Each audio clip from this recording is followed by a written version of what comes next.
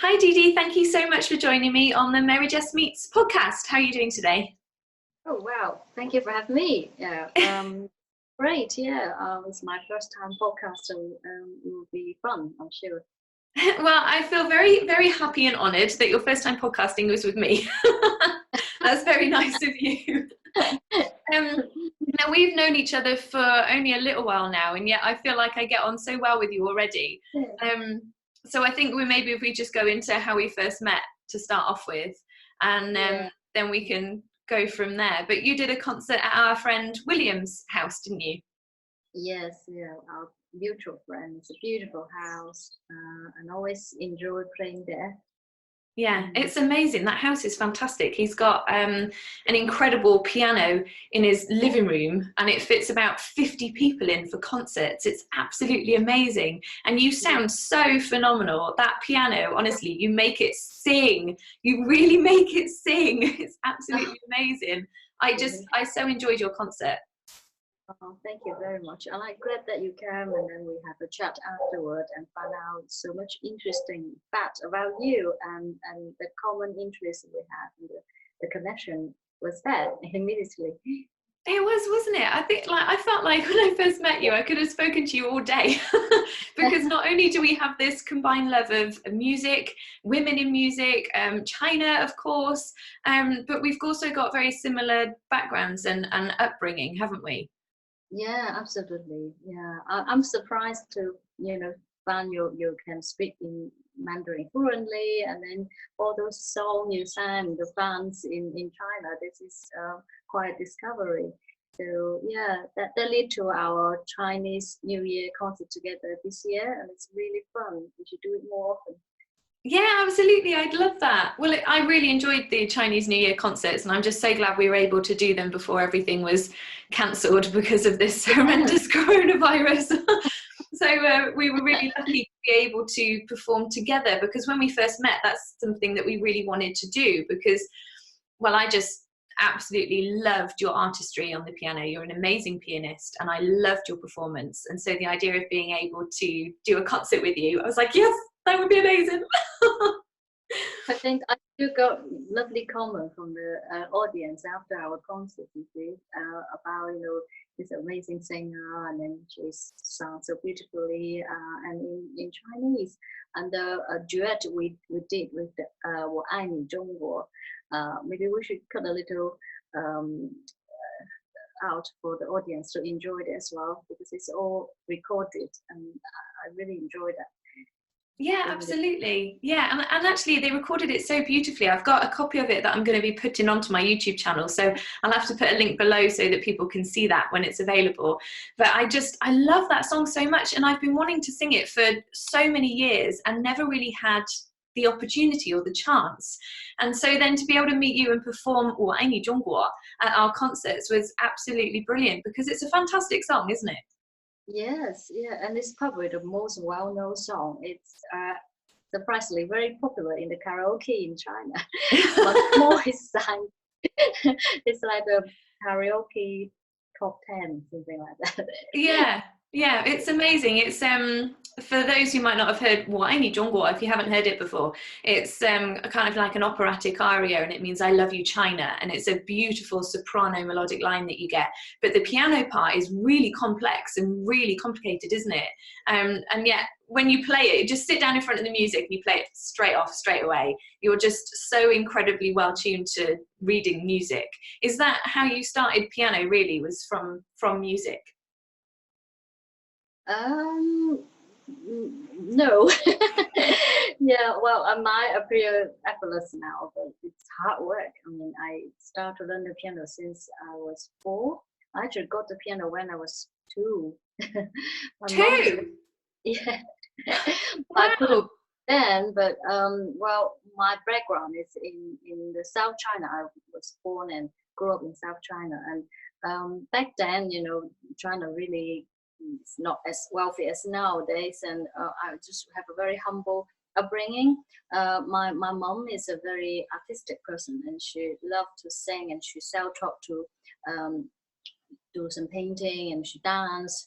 But obviously, during then, I don't know whether you know about the Cultural Revolution in China. So bring the country back for, we got nothing much. So, but she always had a dream to become a musician, but she never had an opportunity to live her dream.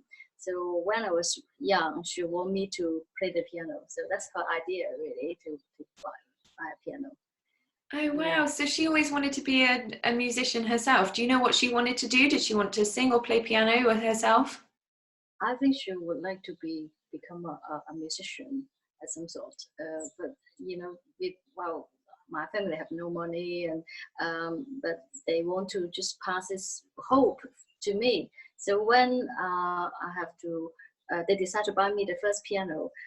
They have to actually sell my dad's motorbike. That's the only transportation for the whole family. And I'm really grateful for the family sacrifice. What they did for me. Very grateful for that. Oh, wow. They actually had to sell your only mode of transport to get the piano for you. Yeah, it's a huge sacrifice, but that's what the Chinese parents are willing to do for their children, and then they believe, the children do better than their generation, and that's how building up. And just like China nowadays, if you look at it, I mean, I'm so proud of my country. From probably 30, 40 years ago, absolutely nothing, to now become the economy #1 of the world. So yeah, it's really incredible, the transition that China has been through in just such a short period of time. I think it really shows how amazing the Chinese people are, that they can achieve that. But also, I love your story that your parents were willing to give up something that was so important and so useful to give you that piano. I think that's absolutely amazing. And it gave you an incredible start, because now you're a world-renowned pianist, which is absolutely incredible that they could see that for you and that you've gone on to achieve that. Did you just love the piano when you first tried it, when you were that small? Did you just fall in love with it? No. Well, I guess I like to, make some nice songs, but I don't like to practice. So, everybody is the same. We're all lazy. So it's hard work. As a musician, there's a lot of hours to put in to make it sound nice. So I was quite a rebel child. So I remember they found me this first piano teacher. She used to come to our home to give me piano lesson, and I always do some naughty thing to her, including I putting some used chewing gum on the piano store before she came, so I'll make sure she don't want to come back. It took her a long time to get that off of her trouser. Oh my gosh, that's so funny. That's Yes, proper rebellious really. child. I'm very naughty, yeah. And also, when my parents asked me to practice, and I get my revenge by just using some pen to cross over the notes and things, and but obviously they found out, and then I'll be very seriously told off. Oh no. Well, obviously something made you stick with it, because you've been playing piano now since you were 2, I guess. So there must be something that you really love about it that made you carry on. I think I'm very, very lucky to have a very good teacher, because when I was a teenage, I met a very special teacher, a Russian professor. I was selected to study in his class, and I remember he gave this recital in our school, and that was blow me away, absolutely blow me away. I was probably 13 years old, quite rebel and don't do much practice. But that recital, back then in the 90s, we don't even have recording or cassette, and we don't have live concerts in China. So it's very rare I hear something live, and it's so connected. It just hit me straight away. I still remember the pieces he played, lots of Russian repertoire with Rachmaninoff, Tchaikovsky, Chopin, and Beethoven. And that was the evening that I think, wow, there's something so special out there. I want to, be able to play like that. And overnight, I suddenly just switched to somebody from not practicing for days to, practicing 5-6 hours a day. And within a year, I become probably the best student of my school, music school in my hometown, Guangzhou. So I think that's the power of music, and that's also the power of live performance. That's why I love perform live, because that connection you give, you can really touch people. I'm sure you have this very similar experience. Yeah, so that's great. Wow, that's absolutely amazing. That's incredible that one performance could change the course of your life that much, just that one performance. And I think you're right, that shows the power of music. But you said in the 90s there weren't really concerts, there weren't recordings. So how did you have the opportunity to perform live? Firstly, as a student, as a teenager, I doing quite well. I'd be selected to do some national competitions, so that's get me to travel to different places of the country, and then I also have the opportunity to perform overseas. That's quite rare back then in China. I remember the first trip was to Malaysia to play for the Royal Family in Malaysia. Oh my gosh, that was your first trip to play for royalty. I know. That's amazing. Yeah, it's really unforgettable trip, because I remember back then the Twin Tower in Kuala Lumpur being built, in the 90s. It's just now become the hallmark of the country, obviously. But I remember we walked past the Twin Tower, and they say, "Oh, this is like the most exciting architect. It's going to be built soon," and it's sort of halfway up, and we have to practice some special what do you call it, like courtesy to the king and the royalty.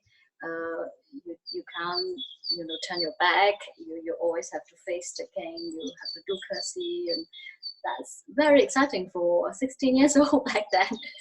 Is it exciting or intimidating? I think I'd be terrified. Oh, I think at that age, you take it as it is, and you don't feel terrified. You feel, wow, it's different. Wow, that's so cool. Yeah. Wow, that's amazing. So did you always have people who believed in you to get you to that point? Because that's amazing at such a young age to go and have such a high profile concert. You had your parents that really believed in you, but at that point, did you have teachers? When did you meet this Russian teacher?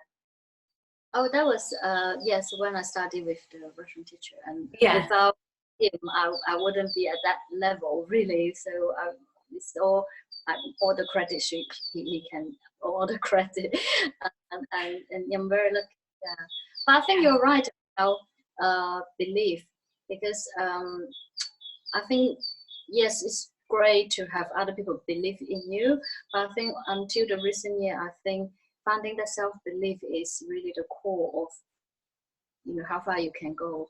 And I think even maybe 5 years ago, I'm doing the tour in Europe and in China, I still don't develop that self-belief. But until the recent years, I think that's something. It's not about feeling, oh, I'm great, I'm the best of the world. It's just you have a voice, and then you have something to say, and believe in that. I think that made me feel more comfortable in my skin. Yeah. Yeah, but how did you go about developing that self-belief? Because it's something that's really difficult. And I find, especially in the arts as well, because when you're creating art, it's so personal and it's so scary to show that to people. So how do you find that self-belief to go, no, it's okay, I can do this? How do you find that? Actually, it's actually the opposite, because I think for many years, I think being art and being lots of competition. I don't know about singing, but for classical musician, we go through very similar route, and we have, from very young age, you have to compete and compare to other people. It's very cruel. It's difficult because we are unique. We're supposed to be different, but you have to be on the stage, and then you have to have the first prize, second prize, or you don't win anything. And you constantly have that sort of I fail. You know, I mean, on my CV, obviously people say, oh, she won this, she won this. But actually, I have another CV that hidden somewhere that I'll never show anybody, and it's all my failing list. I fail so many times. I fail so many competitions, so many things, and I didn't do. So it is actually realize what you cannot do. You can't be perfect. To accept that and allow yourself to be human, and allow mistake on the, you know, when you go on the stage, it's not everything perfect.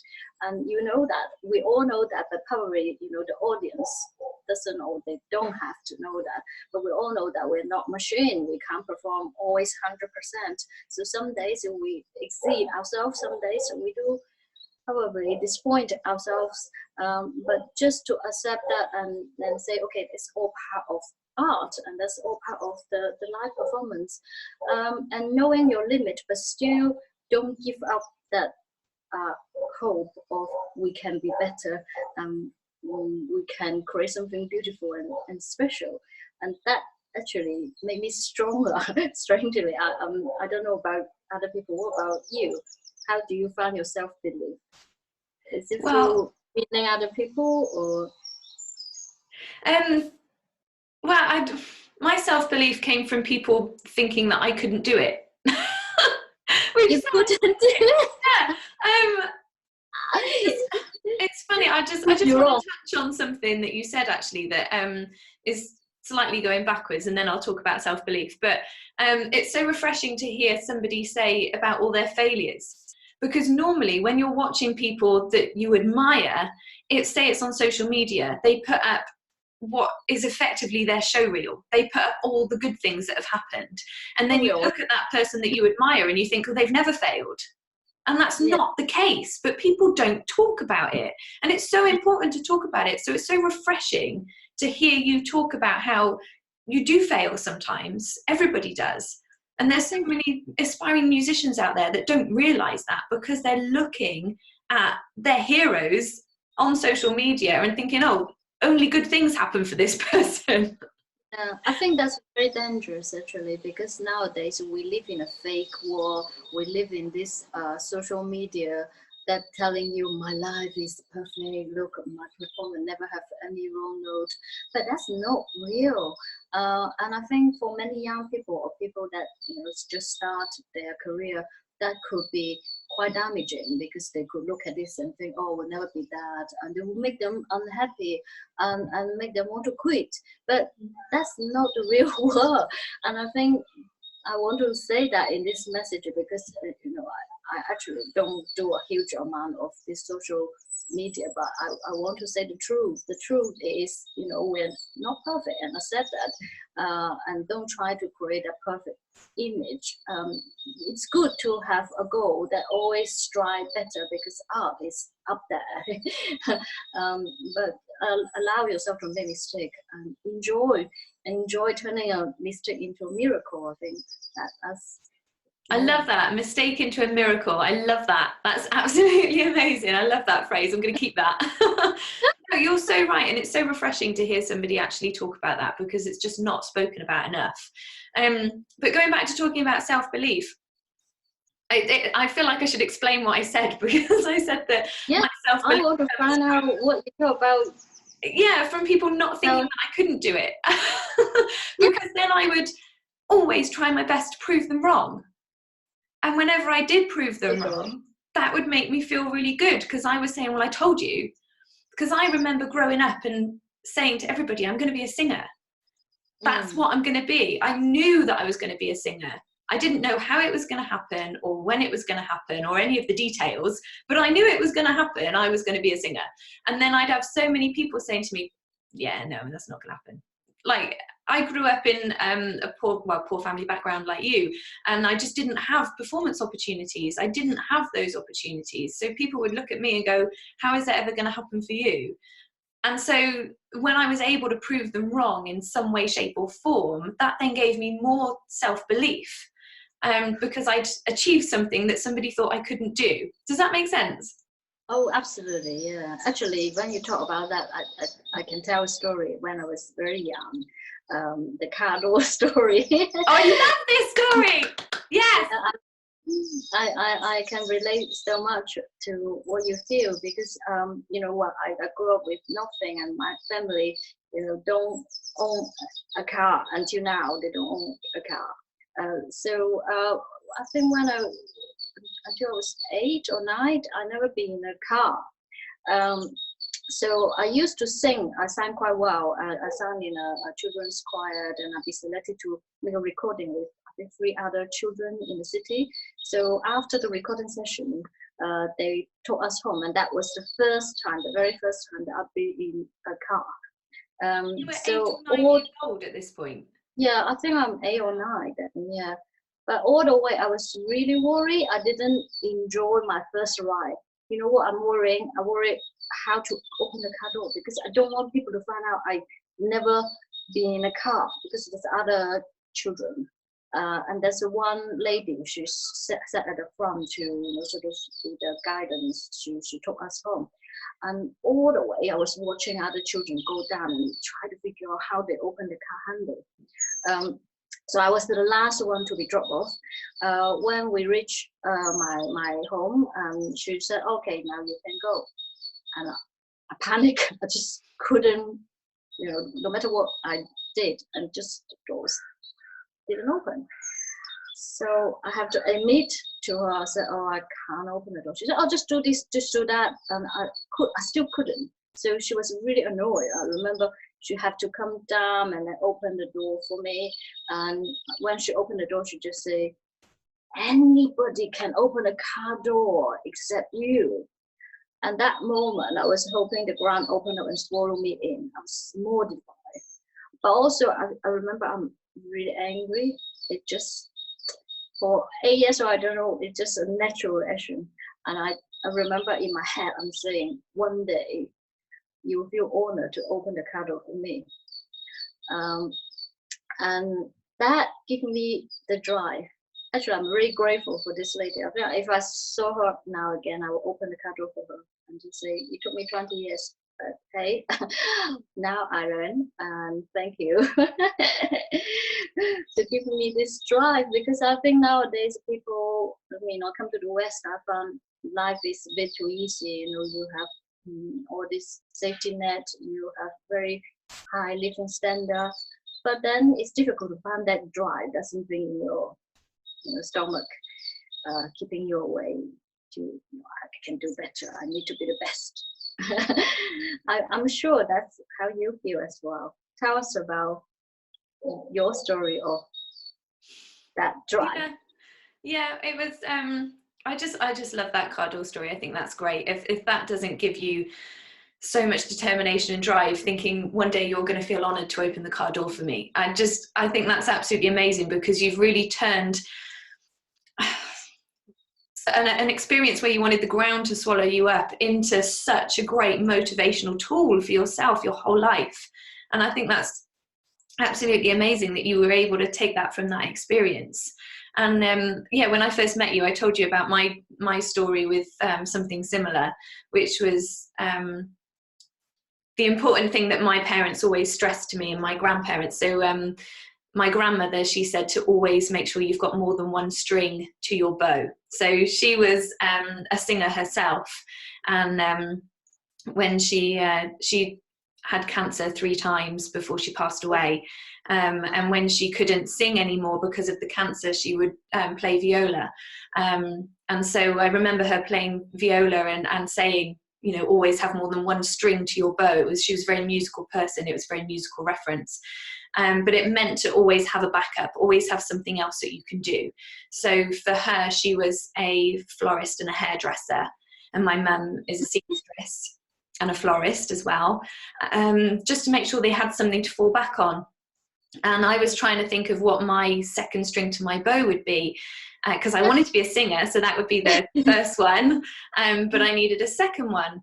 And my mum, she'd always told me to make the most of every single opportunity available to you, always, every single opportunity. And it sounds like you did the very, very same thing with all of the opportunities that you managed to get hold of when you were like younger and getting amazing at your piano. So I think that's a very good piece of advice, and I really tried to listen to her and use that advice everywhere I could. So when Spanish was offered as an extra language at school, I really wanted to learn it, because I thought, well, that would be the most amazing opportunity. You can speak Spanish in so many different areas, and it's the third most widely spoken language in the world. So I thought that would be an amazing second string.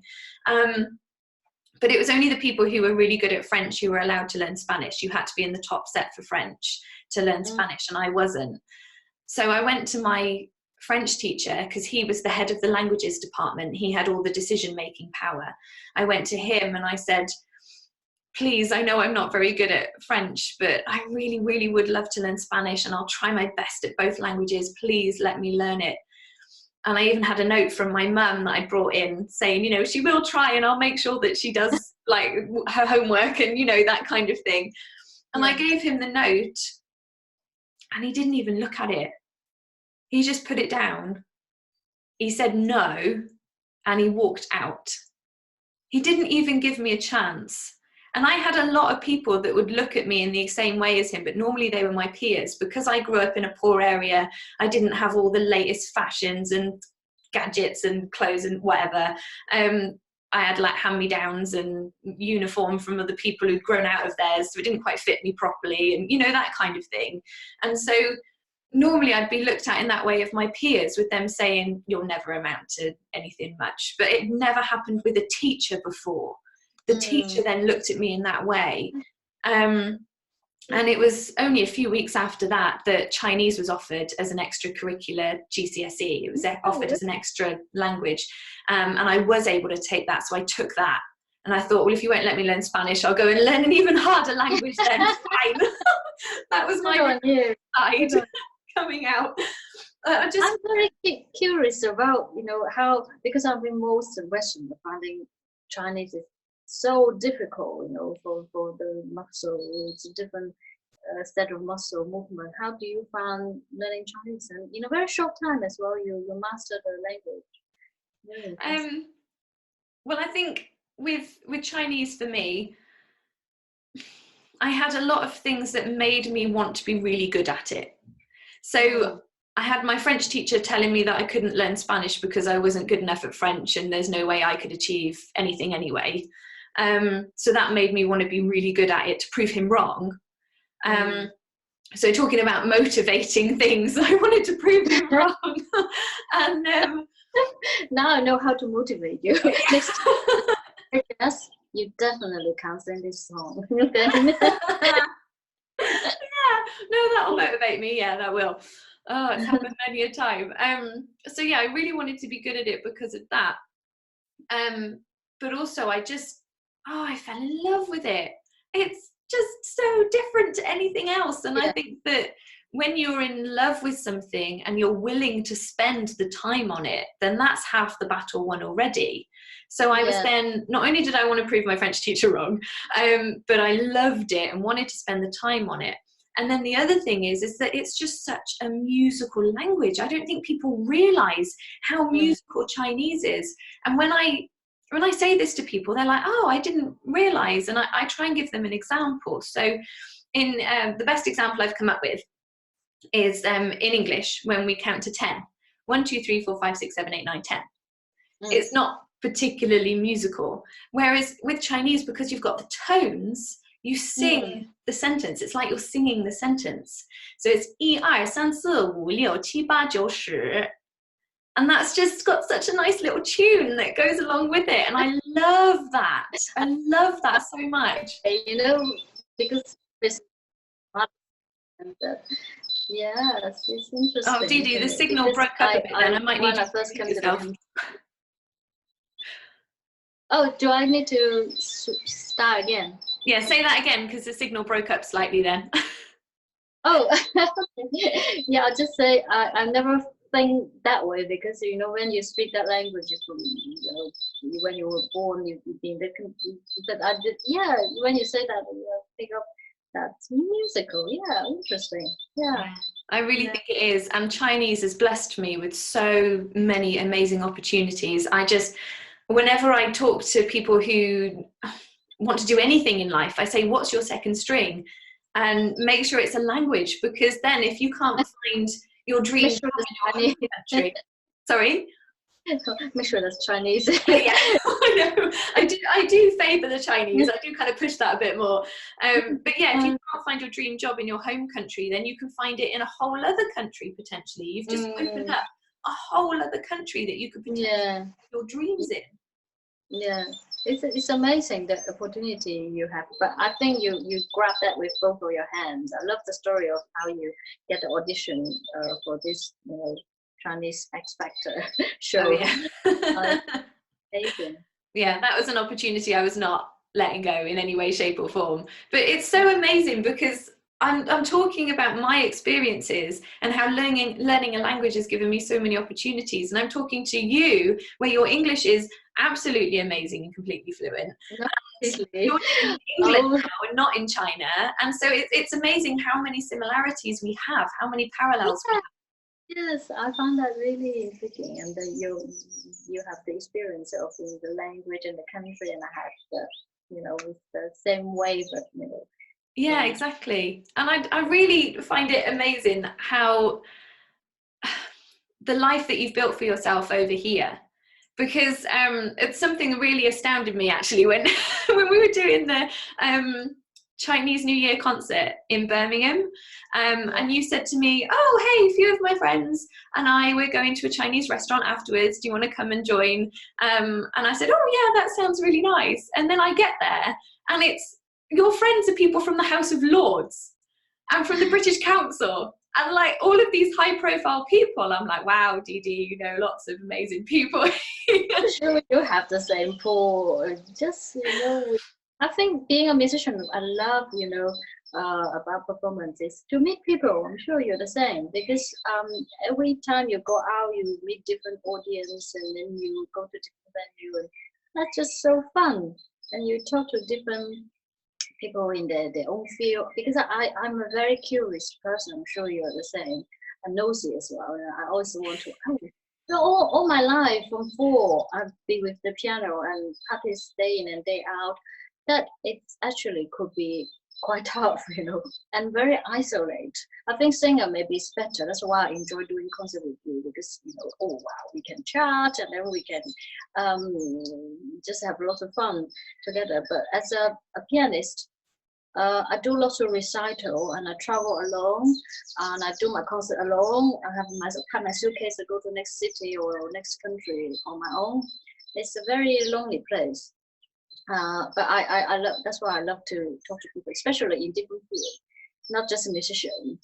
So I have friends from all across different fields. That night you probably see we have some scientists from the University of Birmingham, and we have the CEO from the ballet company. We have law, they're from House of Law, and some business people with all sorts. And it's very interesting to find out how people live their life, what their jobs like, and yeah, I completely agree. I love hearing people's stories. I love hearing people's stories. I think they're so amazing, the different experiences that people have had. And I use people's stories a lot in my songwriting when I hear stories, and it inspires me for my songwriting a lot. But you're right about it being quite a lonely life, because you know that I do concerts on ships quite often. Yeah. And so normally with that, I'm packing my suitcase, I'm going to the airport, I'm on a however long flight by myself, get on the ship by myself, always by myself. It's the same thing. And so you've got to be quite a friendly person then in order to be able to, and quite brave sometimes, to put yourself out there to people and try and make friends, and often in a very short space of time. So you're brilliant at that. Everybody loves you, Mary-Jess. All my friends become your friend after that night, and that's how they become great friends after that concert that you met. Yes, I think well, you just have this natural charm. Just you. Yeah. Well, I can say the exact same for you, Dee Dee. Because as you know, when you're alone and traveling alone all the time, it does get lonely. And so it's nice to then be able to put yourself out there and be able to talk to people. It's very important. And Yeah. I love asking people about themselves and their stories and Yes. that kind of thing. And that's how that's how we got chatting about our stories, wasn't it? And how we realized we Yeah. had so much in common.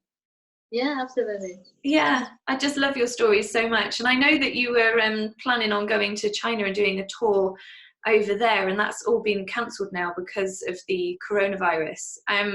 Yeah. Know if that's going to be rescheduled Very. at all and you'll be able to still go out? Oh, it's surreal, really, because the tour is from it's in May, so very much from May all the way to early June. So I have 12 cities to go and some beautiful halls and opera house. But obviously now we're not going anywhere. um, so I have to change to think about I'm learning from you as well because you're just such a good you're very more business minded, and you teach me quite a lot of things about how to self promote, and I'm always lazy, so I think I will start to probably play some of my recital repertoire for this China tour on the internet instead to share with my fans and people that might. Oh, wow. I love Yeah, that idea. That's a yeah, fantastic idea. Will you share it with us so that we can see? You'll have to share it with yes. me and then I can share the links everywhere.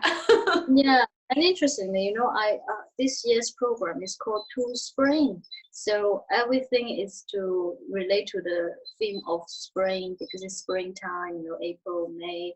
And when I look into this film, I found lots of interesting new repertoire as well. Some is the quite popular one, but some are I never heard of. But quite a lot of composers across the world are inspired by this season. So yes, maybe we can do one episode that I can play some spring music on the piano, or maybe we can do a song or something together as well. That would be amazing. Well, it's definitely a musical season. I can hear the birds singing in your garden. You must have a wonderful garden that the birds really love. Yeah, well, They're singing beautifully for you. yes, yeah, and it's an inspiring time. I mean, I have to say, yes, this virus is terrible. It's taking a lot of life, but sometimes I think, in an ecosystem, who is the virus? It could be us. It could be the human being because we did so much damage to the planet, and this might be just the nature trying to do a spring clean to make things work better. So I believe in these spiritual things, and I think after this, it is a painful period, but once it's gone, things will get better, and we will learn from this experience, Yeah. and be more creative in many ways. I push myself to maybe film some video today or next week, and do something that I never tried before. So today. Yeah, exactly. And that's brilliant. It's quite a brave thing, really, trying to do something that you haven't done before. But this is a great chance to try and make the most of those opportunities. So Yeah. doing your very first podcast, Dee Dee, for example. Yeah, it's a very good time to be doing that. It's going to be wonderful to hear your recitals as well and your performances. So when you've got links, please send them to me and I'll make sure that I send them out, because if I can share your artistry and your gift and your talent with other people, I would love to be able to do that. That would just be amazing. So yeah. Well, thank you so much for joining me today on the podcast. I'm so grateful to have you on here and to be able to talk to you. And thank you for being so authentic and so real, and for really telling the truth about things. I think that's been really important, and not many people get to hear that. So thank you. Well, great pleasure to talk to you, and you take care in this uncertain time. And yeah, look forward to next time. We do some music. Sounds good. Great. Bye. Bye.